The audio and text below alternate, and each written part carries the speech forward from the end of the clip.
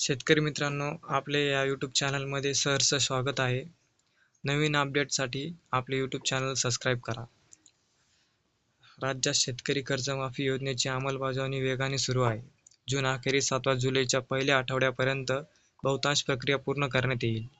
या योजनेचा सुमारे 56 लाख पात्र शेतकऱ्यांना लाभ मिळेल, अशी माहिती सहकार मंत्री बाबासाहेब पाटील यांनी बुधवारी विधान परिषदेत नियम 260 अंतर्गत चर्चेला उत्तर देताना दिली.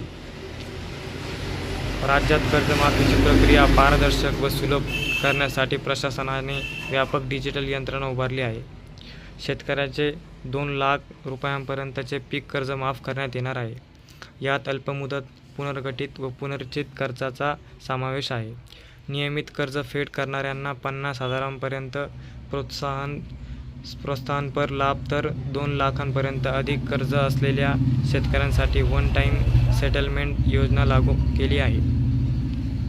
व्यापारी, जिल्हा मध्यवर्ती, सहकारी व ग्रामीण बँकांना यासंदर्भात आवश्यक निर्देश दिले असून थकीत कर्जदारांना पुन्हा कर्जपात्र बनविण्याचा प्रयत्न केला जात आहे. उर्वरित तक्रारी आणि मागण्यांवर निर्णय घेण्यासाठी मुख्यमंत्री, उपमुख्यमंत्री, कृषी मंत्री व सहकार मंत्री यांचा समावेश असलेल्या मंत्रिगटही काम करत आहे, असे मंत्री पाटील म्हणले.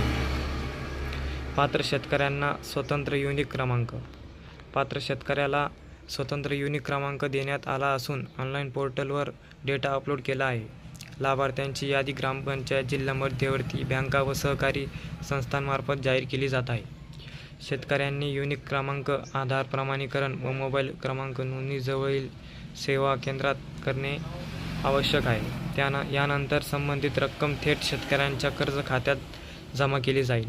त्यानंतर बँकेमार्फत शेतकऱ्यांना संदेशाद्वारे कर्जमुक्तीची माहिती दिली जाईल, असे मंत्री म्हणाले. 2019च्या कर्जमाफीतील शेतकऱ्यांनाही देणार लाभ. महात्मा ज्योतिराव फुले कर्जमुक्ती योजनेतील 12.71 लाख शेतकऱ्यांना राज्य सरकार दिलासा देणार आहे. मुख्यमंत्र्यांच्या अध्यक्षतेखाली उपसमितीत याबाबत चर्चा झालेली आहे. त्याबाबतचा निर्णय लवकरच मुख्यमंत्री जाहीर करतील, अशी घोषणा कृषी मंत्री दत्तात्रय भरणे यांनी विधानसभेत केली.